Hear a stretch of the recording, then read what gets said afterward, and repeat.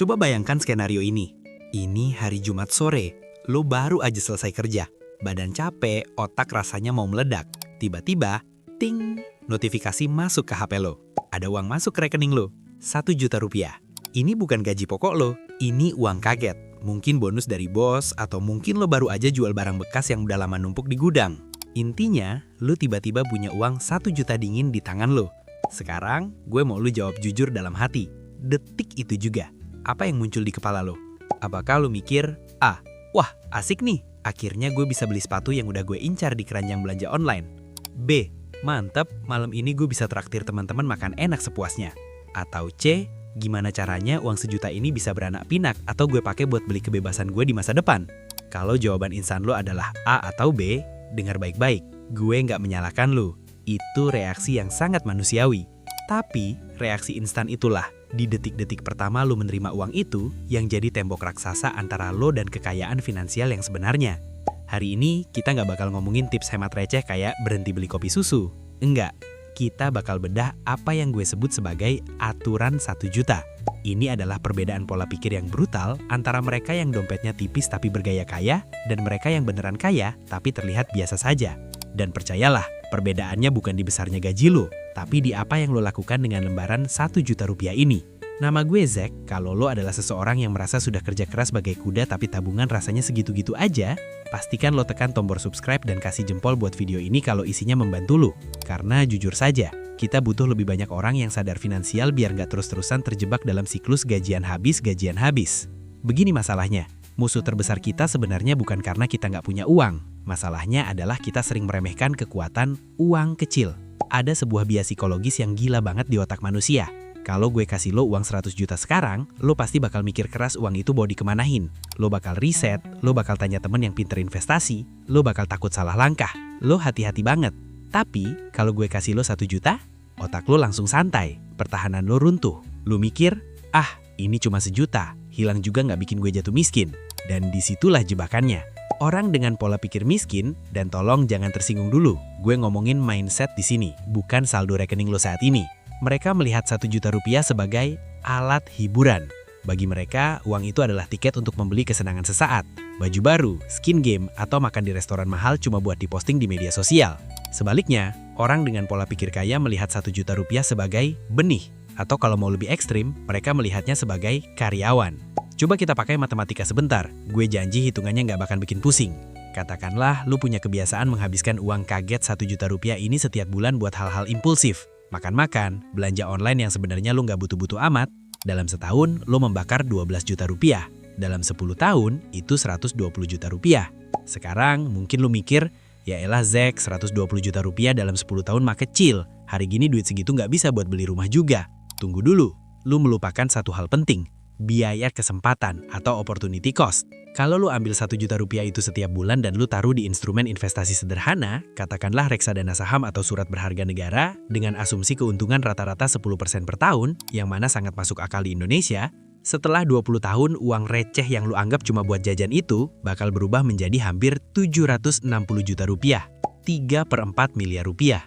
Itu hampir 1 miliar yang tercipta dari uang yang biasanya lu bakar cuma buat bikin orang lain kagum. Orang lain yang bahkan mungkin gak peduli sama lo. Kelihatan kan bedanya? Pola pikir miskin melihat 1 juta rupiah sebagai barang mati yang harus dihabiskan. Pola pikir kaya melihat 1 juta rupiah sebagai pasukan tentara yang bisa bekerja keras buat mereka selagi mereka tidur. Kenapa sih susah banget buat menahan diri? Kenapa pas dapat bonus rasanya tangan kita gatal banget kalau nggak check out keranjang belanja? Ada hukum ekonomi yang namanya hukum Parkinson. Hukum ini bilang, pengeluaran akan selalu meningkat untuk menghabiskan pendapatan yang tersedia. Pernah nggak lu merasa begini? Pas gaji lo masih UMR, hidup lo pas-pasan. Pas gaji lo naik 2 kali lipat, lu pikir lo bakal kaya. Tapi nyatanya, lu tetap pas-pasan. Itu hukum Parkinson lagi bekerja. Orang dengan mentalitas finansial yang belum matang punya ketakutan bawah sadar. Mereka takut uangnya hilang entah kemana. Jadi cara terbaik untuk mengamankan uang itu menurut otak primitif mereka adalah dengan membelanjakannya sekarang. Logikanya, kalau uangnya udah jadi sepatu, nggak bakal hilang kan? Padahal, ada satu hal yang kebanyakan orang nggak sadar. Barang-barang konsumtif itu adalah aset yang nilainya turun.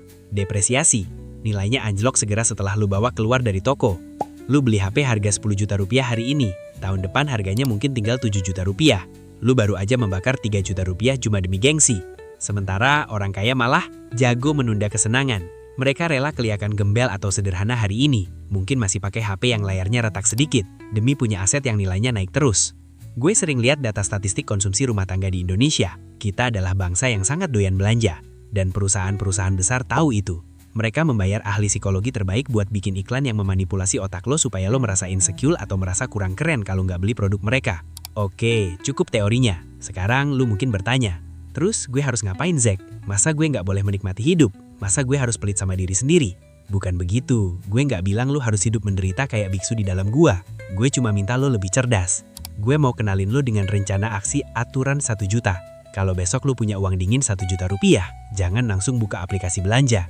Lakukan urutan prioritas ini. Langkah pertama, pembunuh utang, the debt destroyer. Cek dompet dan aplikasi keuangan lo. Ada tagihan kartu kredit yang belum lunas? Ada cicilan pay later yang bunganya mencekik leher lo. Kalau ada utang konsumtif dengan bunga di atas 10% atau 12% setahun, stop investasi. Pakai 1 juta rupiah itu buat melunasi utang dulu. Matematikanya sederhana. Kalau lo investasi dapat untung 10%, tapi lo bayar bunga pinjaman online 30%, lo tetap miskin minus 20%. Itu matematika dasar, tapi jarang orang bahas. Melunasi utang berbunga tinggi adalah investasi dengan keuntungan yang dijamin 100% berhasil. Langkah kedua, beli ketenangan pikiran, dana darurat. Kalau utang udah aman, cek tabungan lu. Kalau besok lu di PHK atau motor lu rusak parah, lu punya dana talangan nggak? Kalau nggak, 1 juta rupiah itu masukkan ke rekening terpisah. Jangan dicampur sama rekening gaji. Namakan rekeningnya, jangan disentuh kecuali darurat. Ketenangan pikiran itu mahal harganya, teman-teman. Dan 1 juta rupiah ini adalah cicilan buat membeli ketenangan itu. Langkah ketiga, mesin pertumbuhan, aset produktif. Nah, ini bagian yang paling menarik. Kalau utang udah aman, dana darurat ada, baru lo pakai 1 juta rupiah ini buat beli aset. Apa saja? 1. SBN. Aman, dijamin negara, keuntungannya di atas inflasi. 2. Reksadana indeks atau saham blue chip, buat jangka panjang, 5-10 tahun. 3. Leher ke atas, edukasi. Ini investasi favorit gue. Beli buku, beli kursus online yang bermutu, ikut seminar. Coba pikirkan begini. Kalau lo pakai 1 juta rupiah buat ikut kursus bahasa Inggris atau kursus digital marketing, dan keahlian baru itu bikin lo dapat promosi kerja dengan kenaikan gaji 2 juta rupiah per bulan, keuntungan investasi lo itu ribuan persen. Gak ada saham yang bisa mengalahkan keuntungan dari belajar skill baru yang berguna. Sekarang, gue udah bisa dengar kalian protes dalam hati atau mau netik di kolom komentar. Tapi Zack, lo gak ngerti, hidup itu cuma sekali, YOLO. Kalau mati besok gimana? Sayang dong uangnya ditabung terus, gak dinikmatin. Dengar, gue setuju. Kita nggak tahu umur kita sampai kapan.